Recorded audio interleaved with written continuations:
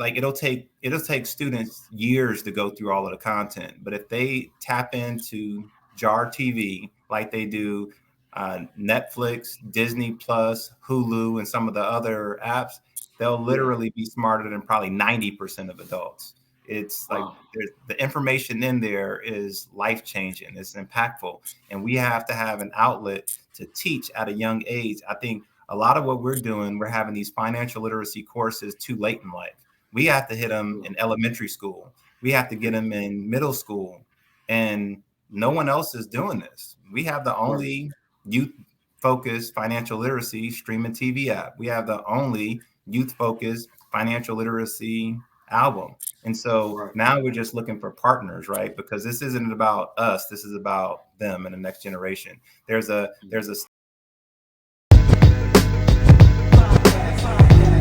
Malik's First Job Podcast, here to answer any questions that y'all ask. Financial literacy and resources, parents and young people becoming bosses, CEOs, future leaders, entrepreneurs, conferences and boardrooms getting sponsors secured. If you want generational wealth, Brooklyn's own Kerwin Phillip with information to help. Malik's First Job Podcast, Malik's Podcast, Brooklyn's own Kerwin Phillip, Kerwin Phillip. Malik's First Job Podcast, Brooklyn's own Kerwin Phillip. Generational wealth. All right, greetings everyone. How you doing? This is Kerwin Phillip here with another episode of the Malik's First Job Podcast, where we talk about leadership, entrepreneurship, and financial literacy for parents and teens. Today, I got a super great guest. This brother I met last year at InvestFest. We both had booths. We were on the same aisle together. I had my book, Malik's First Job, Financial Principles for Teens. And this gentleman, he had a booth with several different projects that he was working on, but it's all related around financial literacy for young people, right? So let me introduce to you Dr. Marlon Fuller, also known as Doc Fuller. How you doing today, brother? I'm doing well, man. Thanks for having me. How you doing today? I'm good. So for those that aren't familiar with you, tell everybody who Doc Fuller is. Oh, man. I would say that I'm a philanthropist, creator, creative, father of four, family man, husband, and many different things. So, and I know we're going to discuss that, but yeah, so I'm a collective. Okay, I hear that. Yeah. So, when we was at InvestFest last year, like I said, you had several different things, but all again centered around financial literacy for young people. Now, how did you get started in that space? Well, that's a great question. So I started my nonprofit, my wife, Christina, and I about 7 years ago, and we were always focused on outreach to underserved communities. And so we initially, our nonprofit was focused on reading and math enrichment, and had a more reading and STEM focus for the most part. And then probably about 3.5 years ago, we transitioned to financial literacy because we realized that there was such a need in that space. A lot of the financial literacy programs, if you look at some of the brokerage firms, some of the banks, some of the bigger businesses, they're focused on the adults, and no one was really focused on the youth. And so I was having a conversation with my buddy, Phil Pleasant, shout out to Phil. And we were just talking about why are we just now learning about options, calls, puts, and all of these different things like trusts and legacy building and all of the stuff that the rich know. We were learning in our late 30s, early 40s. And we had the conversation. I said, the youth need this, right? Schools aren't teaching this. And if not us, then who? And so Phil, he started an initiative. I started an initiative as well. We both have nonprofits, both focused on this space. But I've been in this space for now about 3.5 years, and initially started with our coolkids.org initiative, which is a nonprofit that's focused on teaching the youth, mainly 7 to 16. We go all the way up to 18, but focused on teaching the youth financial literacy from a young age. Okay. So that was the first initiative with the Cool Kids. Yeah, because Yeah, because since we already had the nonprofit, my wife and I, to Right. switch it from, still focus on the youth, but to switch it from math and reading and kind of STEM enrichment to financial literacy, we're a small nonprofit. And so Right. it was pretty easy to do that. So from the time we started discussing it and I had the conversation with my wife, it was probably around 2 months later that we started having classes. Now, I can tell you that when we first started the switch, we were thinking that we were going to have maybe 15 kids, something to that effect. Right. The first class, I think we had 68 kids. Oh, The wow. next class, we had around 200 kids. The next class, it was 600. Then it went up to 900. And then we had 1,200 students. And so it just shot out. It got out there really quick. And it wasn't Wow. really related to any kind of marketing on our part. And so we Okay. have our social media accounts, but it was really families, businesses, employers, organizations resharing the initiative. And so Okay. over the course of a year and a half, we had educated around 10,000. We're up to around 20,000 at this point. Oh, wow. Oh, wow. And Yeah. that's nationwide? Yeah, and actually, it's extended beyond that. And so, what Okay. we do in our program, over the years, we've done 2-week programs, 4-week programs. Like this summer, in July, every Wednesday in July 2023, we're going to Right. have a financial literacy class, and so it's 4 classes total. But Okay. there's something unique that we do in our program, and so when students, we call them junior investors, when they graduate our program, not only Yeah. do they get a certificate of completion, but we give them a $10 stock voucher because we're talking about ownership over consumership, right? Those Right. stock vouchers only are valid for U.S. residents. But Okay. over the last couple of years, we've had students, and they still get their certificate. They're out of the country and don't get the stock, but they still get the classes for free and a certificate. We've had students in Canada, students in the Caribbean, students in the UK, South Africa. And so, what it is that we do these live virtual classes and we bring experts on the call with these students. And so Right. myself and a collective, that's why I said I'm part of a collective, right? We Right. bring panelists such as vice presidents, CEOs, entrepreneurs, certified Right. financial planners, realtors, brokers, a whole bunch of different people in front of this youth, and then we educate them collectively. And so where I'll say that the majority of our students have come from the U.S., we're now worldwide. Wow. Wow. Wow. Yeah. And I like the fact that you said, I guess the word of mouth is what Hmm. really helps you grow. You Yeah, know. yeah, because we're a small business, right? Not a lot of Yes. people know about coolkids.org. Not a lot of people are focused on financial literacy when you look at the bigger institutions, right? So we don't Right. get a ton of funding. A lot of the funding that we get is self-funded. And so my wife Right. and I, we're still in corporate America. We utilize some of those funds from corporate America and then donate it to our own nonprofit. We're thankful to have a great network of friends and family as well, and so they donate to the nonprofit as also. And so 100% of what's donated goes right out. So Okay. myself or the board members, none of us get paid. We've never gotten paid. Right. Some nonprofits you can get paid, right? You can pay Yeah. yourself as a nonprofit, and there's nothing wrong with that. But for us, all of our funds are going back into the community. When you talk about bringing on panelists, having some of the computer and tech and things that we need, and also the stock. The majority of what we spend is in the stock vouchers that we provide our students. Okay. And is there like a particular platform where the kids can I guess spend that voucher, or is it? Yeah, great question. So the voucher that we utilize is through Stockpile. So Okay. stockpile.com is where they can use that voucher. And so Stockpile, they're mainly focused, and they were the first to really do fractional shares.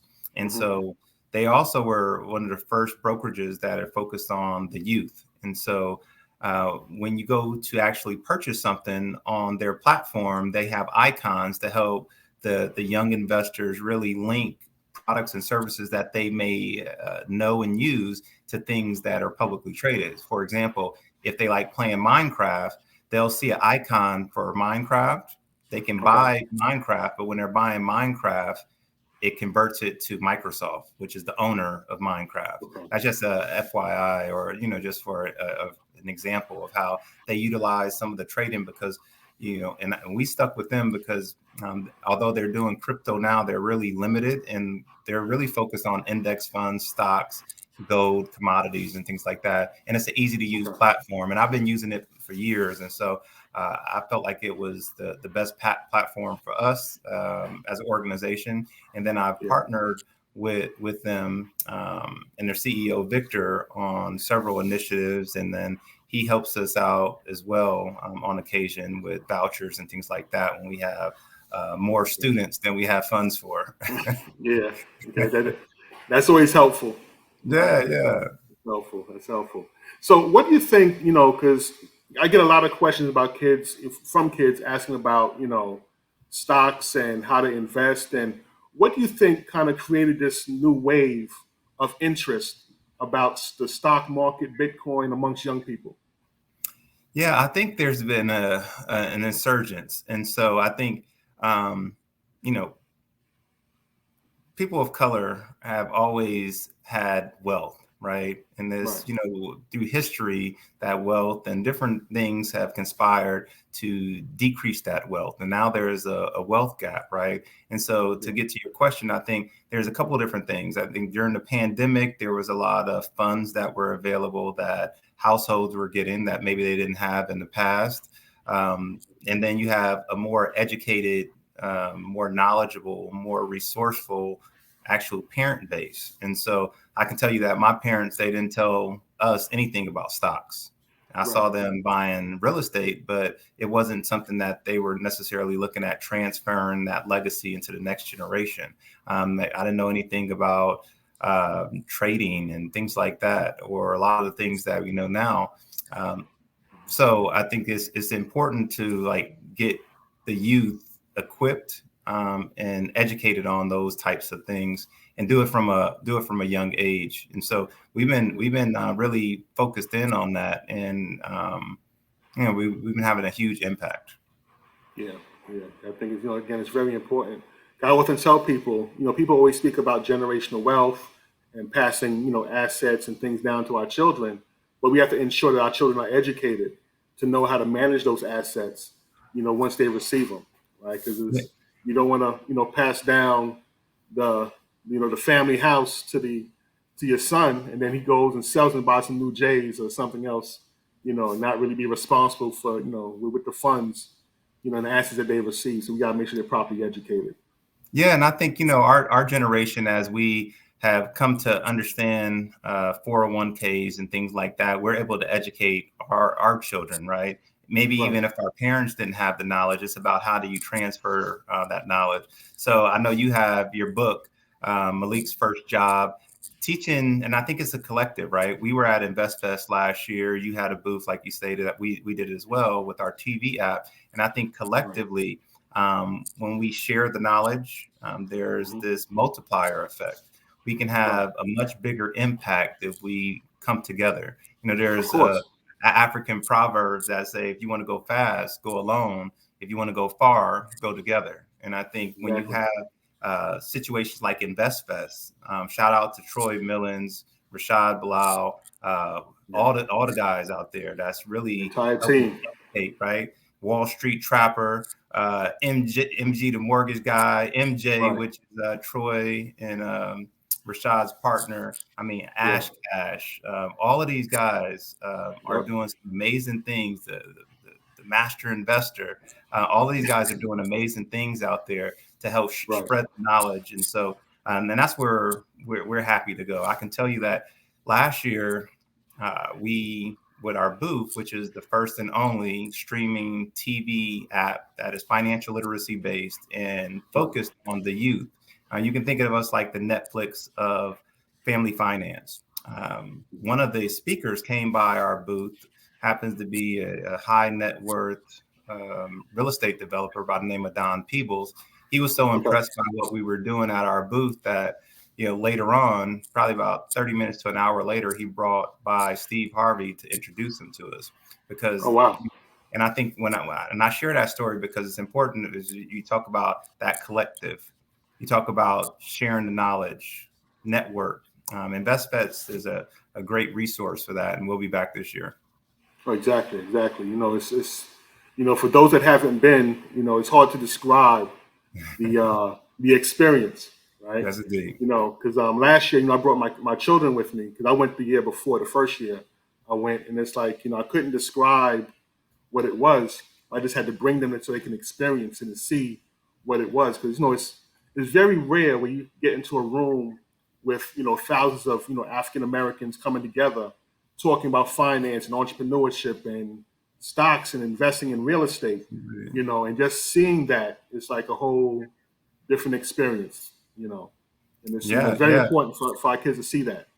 Yeah, and I brought my my two daughters with me. I have 4 kids total. They range from 7 to 24, and so I brought my then 9-year-old and my 23-year-old with me, and so we they helped me run the booth. I think there's a saying I heard Jay Prince from Rap A Lot say it the best. He said, when it comes to educating, especially the youth, what's caught is equally as important as what's taught.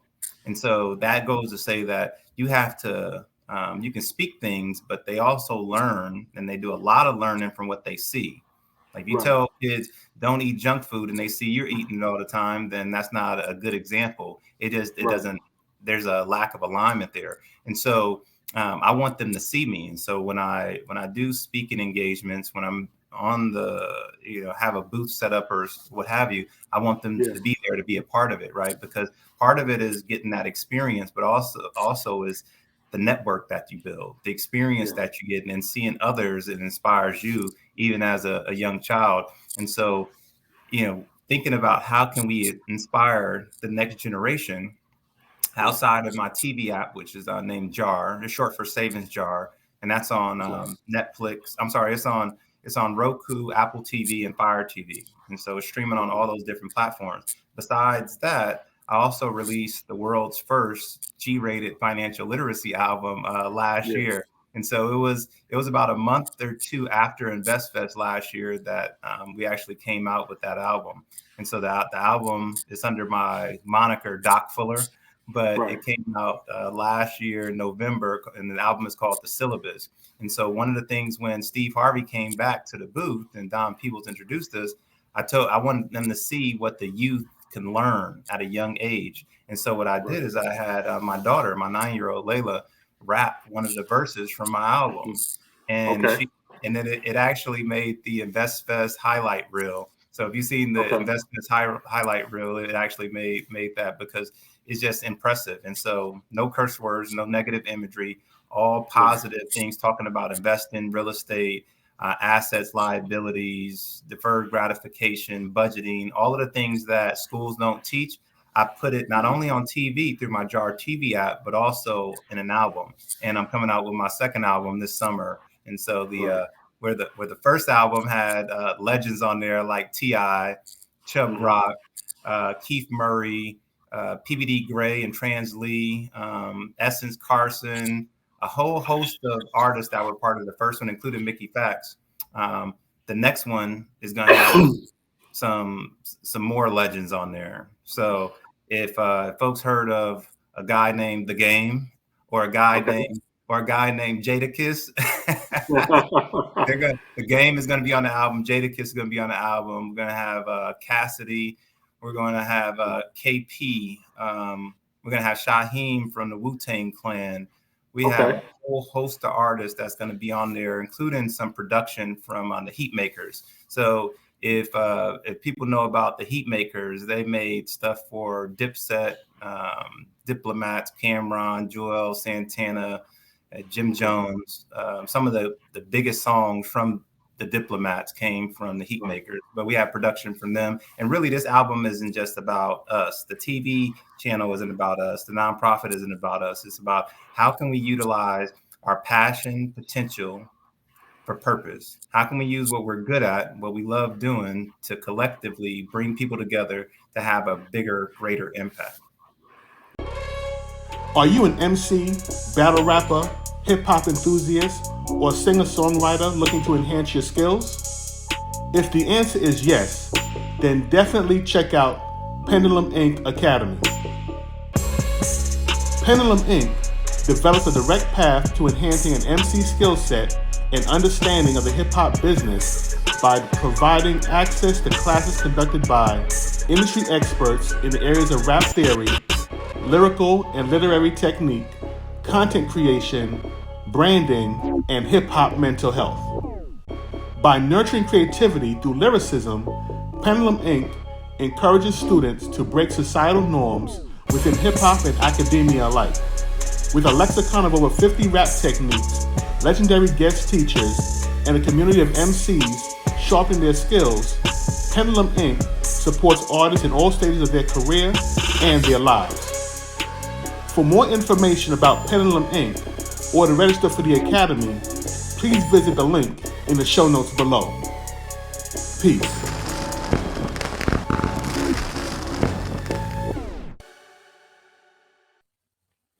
Malik's First Job, Financial Principles for Teens, is an excellent resource to get your children started on understanding the basics of financial literacy. This book, which is set in Brownsville, Brooklyn, about a young man who gets his first job and then shortly thereafter sits down with his dad to learn how to manage his money. There are several topics that are covered within this work, such as paying yourself first, disciplining your spending, knowing the difference between an asset and a liability, creating multiple sources of income, as well as the importance of being charitable. So again, if you want to get your children started on understanding finance and becoming responsible adults, we highly recommend that you purchase the book, Malik's First Job, Financial Principles for Teens. So please visit maliksfirstjob.com to get more information. Peace. Right. So, I guess going back to like the you're speaking about the Syllabus album, and I was just listening to it the other day, and as you mentioned, you have Keith Murray, Chubb Rock, T.I., Mickey Fax, who's on the podcast recently. Now, how are you able to get these artists to collaborate on this album? Well, let me first say that I'm not a musician, right? Okay. I have my doctorate in pharmaceutical science, so I'm not a musician. But there's a saying that be the change you wish to see, is a paraphrase from Gandhi. If what you're seeing is not what you need, then why not create it yourself? And so right. I'm a creative, I'm a visionary. I know some industry people, but I think a lot of it has been word of mouth, right? It's about one artist connecting me to another artist. It's about one producer connecting me to another producer. It's about consistency and persistency. And so when maybe somebody reshares it with a musician, maybe my producer reshares it with the musician, they say, I like that initiative. I hadn't seen it before. And it fills a gap, right? I think what we're creating collectively is a whole new genre of music. This genre of music is hip hop based, but it's bigger than hip hop. It's bigger than one specific genre. It's edutainment. And so it's about being educated and entertained.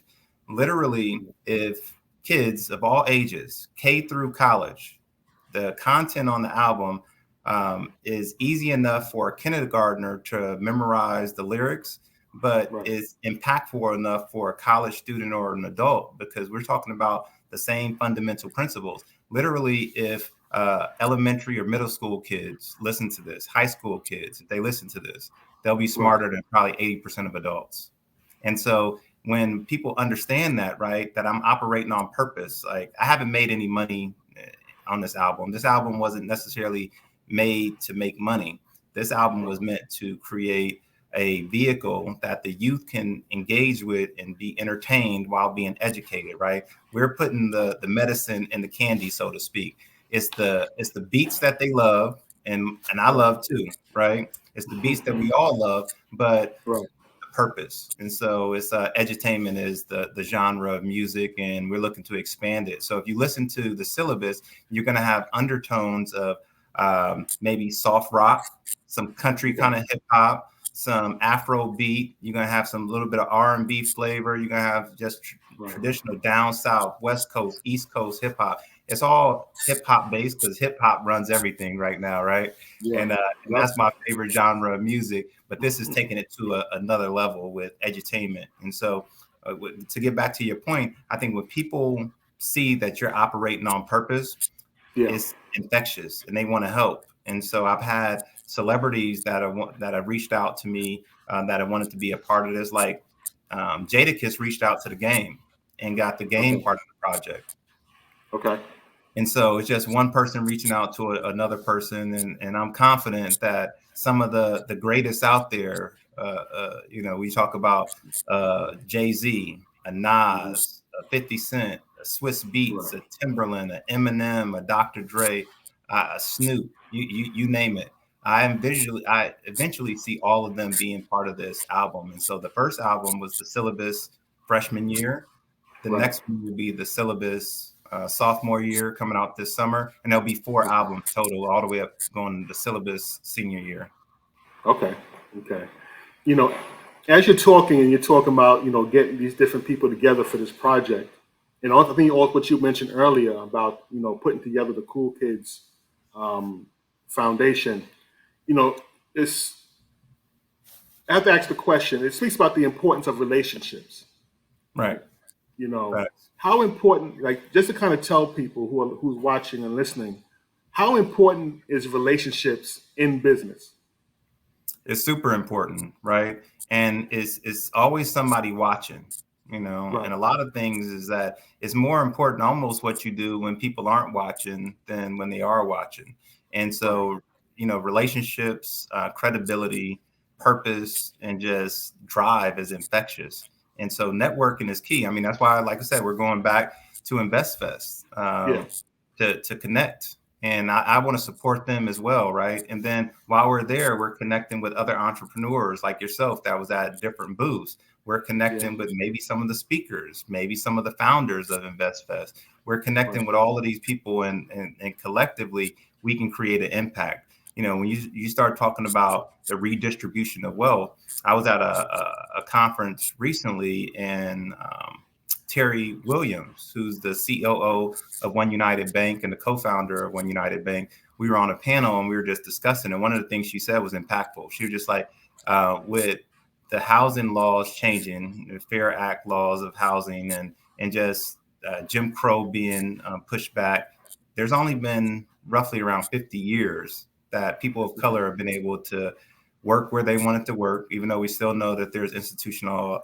racism and things like that. But being able to work, live, play, all of those things, being able to own property, right? Being able to engage in all of these different investment vehicles. It's only been around 50 years. And so there's a lot of catch up, and it's not catch up due to, our own, situation. It was the situation put upon people of color. And now it's just like collectively we can move as one to amplify our efforts and get to the next level. And so when you operate on purpose, then you're going to connect with these people and network with them. Steve Harvey says something, and I'm looking to connect with Steve Harvey, hopefully at InvestFest. But what he said something that was like super impactful. He said, what you're supposed to be doing.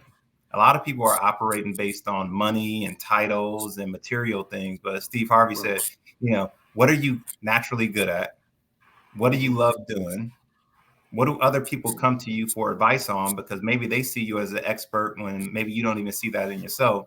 And what would you do for free? If money wasn't an object, what would you do for free to help other people? If you start thinking about and adding all of those up, that's your purpose. Like for me, I love kids. That's why I have 4 of them. I love kids so much that I wanted my whole nonprofit to be about educating the next generation, right? I'm really good at business and investing and creativity. I know about project management. I know about leadership. I know a lot of different things that I picked up over the years and that I'm passionate about, and I'm really good at it, right? And bringing people together with a purpose. I know how to do that, and I enjoy doing it. And so if you add all of those things up and move in that circle, move in that direction, I believe God is going to align you with the people that you're supposed to be in alignment with, because you're operating on a purpose frequency. A lot of folks, like I said, are on the wrong frequency and wavelength. They're focused on the wrong thing. I think if you let purpose drive you, everything that happened in your life, the people that you met, it'll all start to make sense. And you'll start to say, why did I go through that trial and tribulation? Why am I passionate about this? Why do I know that person? All of these different things, it's not a coincidence. It's like we're genetically coded to fulfill a purpose. And Right. when you realize what your purpose is, you're going to meet these people. And so like I'm very confident that Jay-Z and Nas and all of these guys that have millions and millions of followers. Nipsey Hussle, if he was alive, I would guarantee you he would be on the album as well. And actually, Yeah. to the point where Nipsey Hussle's tour DJ, DJ VIP, he's the one who put all of my songs on the last album onto the DJ pools. And Okay. so this is where DJs can pull my music. DJ VIP, which is Nipsey Hussle's DJ, actually did that for me. And I meet all these people through networking and reaching out to them, on emailing them, sometimes sending them a DM, things like that. Right. And I like how you emphasize, when you being, I guess, when you fulfilling your purpose, Oh, yeah. you'll see the universe working with you and opening doors, that were once closed. Right. I think I heard people say that you take one step towards God and he takes 10 steps towards you. Right. Yes, indeed. So when you take that step into your purpose, you'll find, doors opening up and opportunities presenting themselves because you're doing what you're supposed to be doing. And the universe is aligned with the work that you're doing because you're on a path of righteousness. Yeah, it's kind of like for any of your viewers or listeners that have seen the Last Dragon, is Bruce Leroy. Like when you're operating on purpose, you have the glow. Right. you have the glow, and other people can feel it. They don't even need to see it. They can just feel the glow. And feel the energy. Yeah, like my goal is to educate 4 million in 4 years. And so I'm at 20,000. But if you look at the multiple, my first class, I thought I was going to have 20 students. Right. I've had 20,000 students now. Wow. Right. So that's 1,000%. I think it is, or maybe that's a huge multiple. Whatever the math is.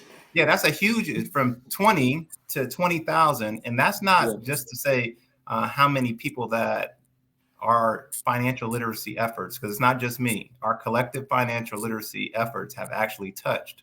Because when you look at T.I. has probably reshared, I don't know how many times our content. Shout out to T.I. During the pandemic, he joined and helped me teach for an hour. We had around, I think, 1,200 students on the Zoom. We had so many students on Zoom that I had to upgrade my account. So anybody Zoom, it maxes you out at like 1,000. But I had to upgrade my account because we had that many students, right? Shout out to everybody that's assisted and helped along the way. There's so many that I can't even name. But these are just some of the things, like what can you do when you come together, collaborate on purpose is huge. So if we can do 20,000, very likely 20 million. No one is focused on financial literacy, not for the youth. So to my knowledge, this is the only G-rated financial literacy album out in the world. And when you help people to understand the vision, people want to be a part of it. So that's why. Oh, and I forgot to mention King Los. He's going to be on the album as well. Yeah. So and I have some other people like Enes, Easy to Block Captain, and others that'll be either on this album or future albums. So it's just endless.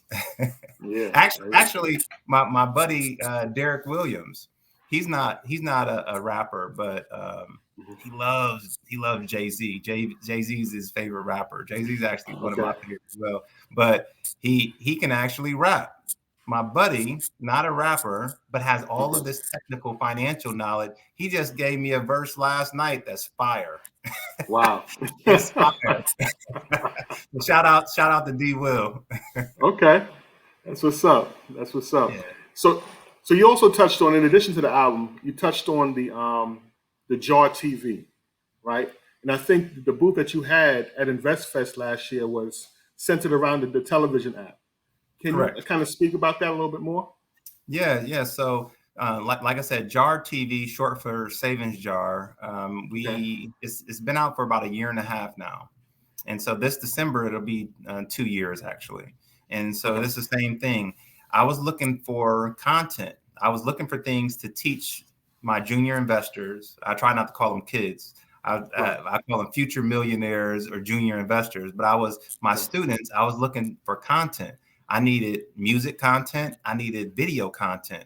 I wasn't really able to find that in the you know, at the level that I was looking for it at. And so I started creating this. And so during the pandemic, I shot multiple seasons of financial literacy content. And so, Okay.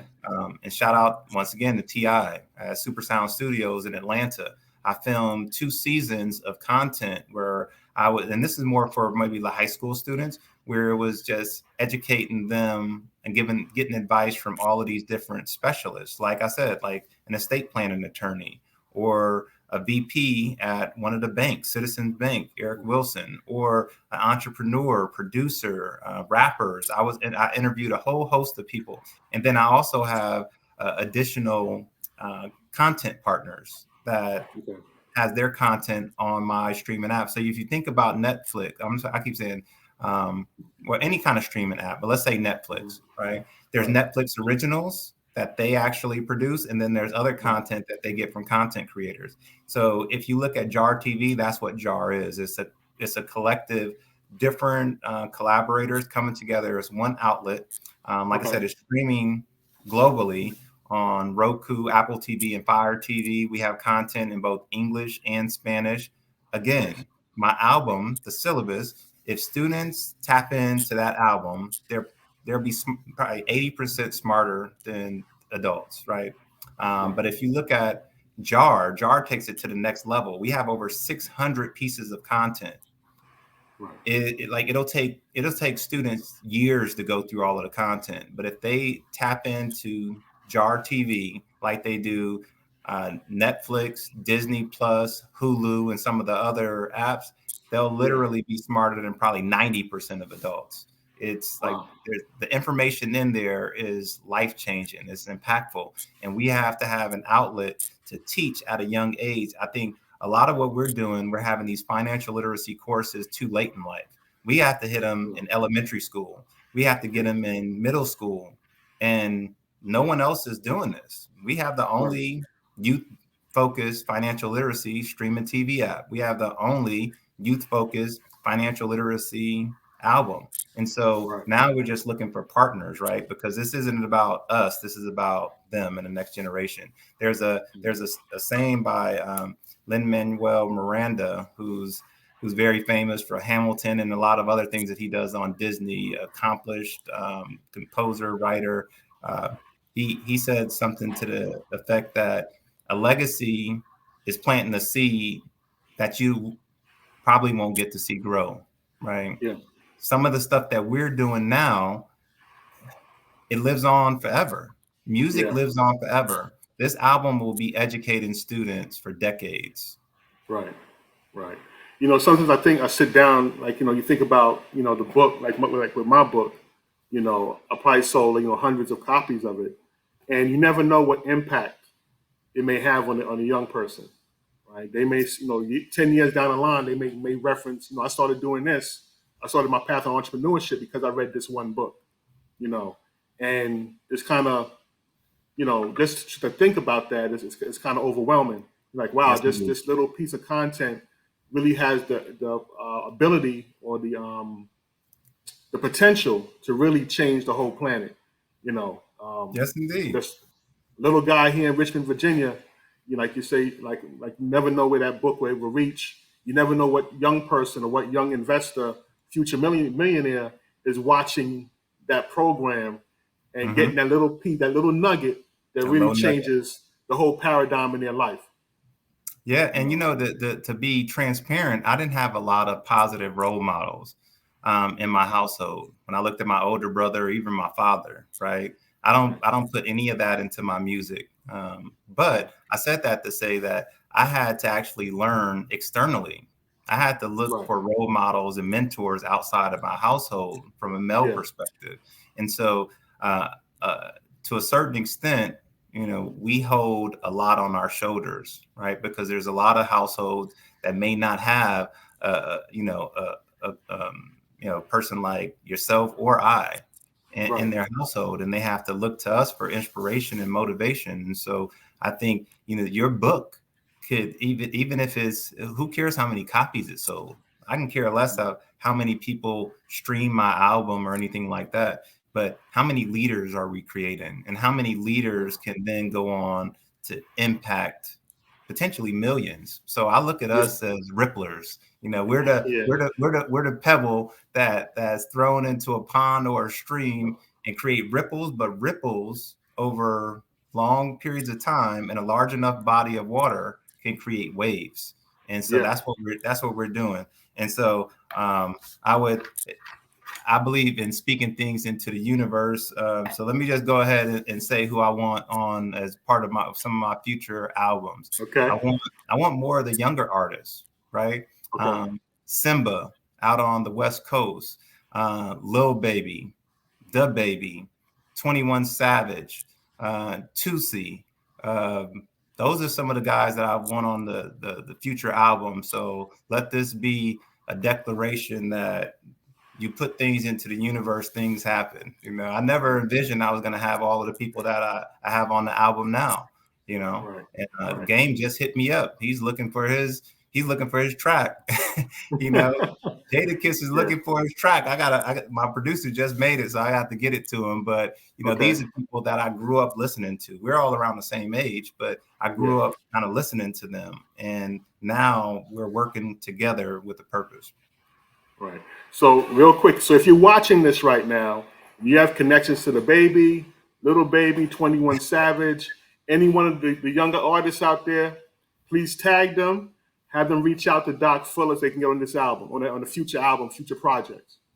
Yes, indeed. And this album, you can play it in Sunday school, after school, in your house, with your kindergartner.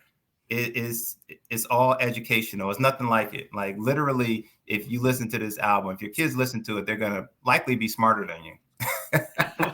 And it's funny, I had a friend of mine, like a friend of mine from high school, like he bought the book, and he sent me a message saying that like one day his children, like one of his children kind of checked him, said, "Dad, what you doing with your money? Aren't you supposed to be, saving 10%, saving that?" And they're like, where'd you learn that from? Oh, it's from the book you bought. So it's like little stuff like that, it's like I said, it's changing the generation. So for people that want to find the album, where can they find it?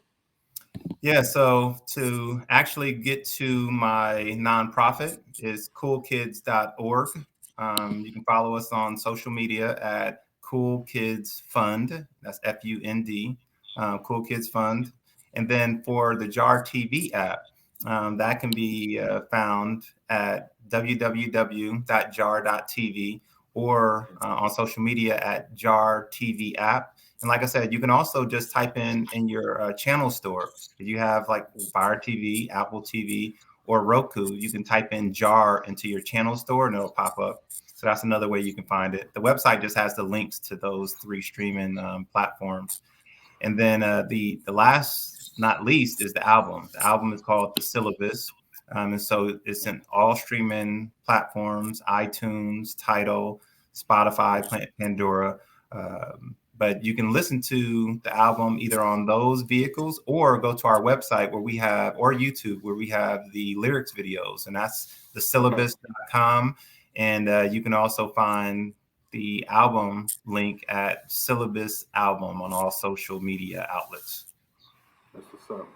And by the way, we have a 4-week class coming up next month for students 7 to 12. It's a free class. Coolkids.org is where they can sign up. We have space for 1,000.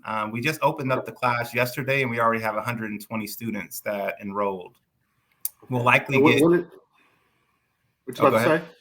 Oh, I said we'll likely get all the way up to 1,000 or close to it. But coolkids.org is where they can register.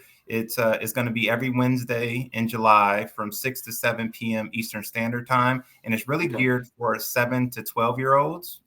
But teens can actually learn from it as well. But that's where we're going to be giving all of our graduates a certificate with their name on it once they graduate. And they have to actually take quizzes for all of the different material that we teach them. And then they'll also get that $10 voucher to stockpile.com where they can buy the stock of their choice. We tell them ownership over consumership, right? And so don't just wear it or play it, own the company. Exactly. If you like Roblox, own Roblox. If you wear Nikes or shop at Target, Walmart, Amazon, own a piece of the company. So we're like talking about bosses. And so we tell our students, if you want to be a boss, you have to be an owner. And you can own a piece of a company through stock. And so we'll be giving out $10,000 worth of stock in July with these 1,000 junior investors that we're going to educate. That's what's up. That's what's up. All right. So any closing thoughts you want to say before we wrap up today? No, thank you for everything that you're doing out there in the community. I purchased one of your books, right? Of course, while we were at InvestFest, and loved your book. My kids have read your book. So thank you for everything that you're doing out there in the community and helping with your network to educate everybody else. So to all of, your subscribers, listeners, followers, you're the real deal. You've been doing this for years consistently. So I just want to pay respect to what you're doing and providing me, my companies with an outlet to just kind of share. And I think that, this is part of that networking and collectivity that we're talking about. How can we collectively get together to, through purpose, create change in the world? Yes, definitely. Thank you for your support, man. Thanks again for all the work that you're doing as well. I'm a firm believer in collaboration. If we all have different pieces of the puzzle, right? We all have our lane in which we we specialize in. If we all come together, then I don't need to recreate the wheel. If you already got, the left wheel created, and I got the right wheel, let's just come together to help, form this car, form this vehicle. Let's not replicate work that's already done. Let's share and promote. Yeah, and I like to tell my students is don't reinvent the wheel, duplicate success, right? Exactly. Learn from those who have the keys and are willing to share it. You just have closed mouths don't get fed. So you have to understand your purpose and ask for help and collaborate. Yes, sir. That's the key. Collaboration. Mm-hmm. Yes, so indeed. Again, thank you for taking the time to join us on the podcast today. And thank you all for watching and listening. Please be sure to like, subscribe, and share. And I will see you all next week. Peace. Peace. Generational wealth.